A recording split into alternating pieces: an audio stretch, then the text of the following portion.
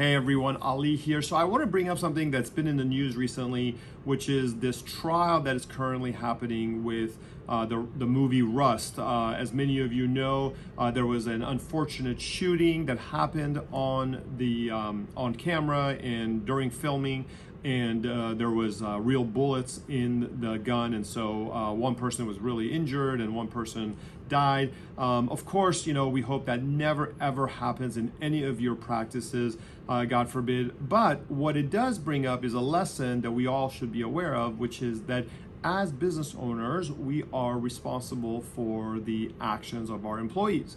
Now, that is not an ultimate responsibility, meaning if an employee does something like this, you know, which is really egregious, they can also have a lot of personal liability, of course, but there is general liability, you know, by the business owner, the corporation, for all the actions of their employees.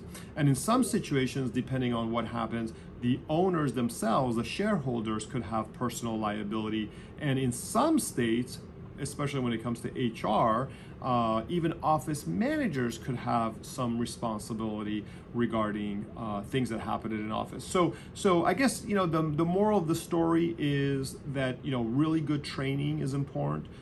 Constant communication with your team is important. And if someone is bothering another employee, whether it's a sexual harassment type thing or some sort of discrimination or anything similar to those, then it's always better to deal with it up front than to kind of hope that it just goes away, because usually they don't, and you could have liability at the corporate level, at the shareholder level, and even at the office manager level. If you have any questions about any of this, reach out to me or HR for Health and we'll give you more info. Thanks.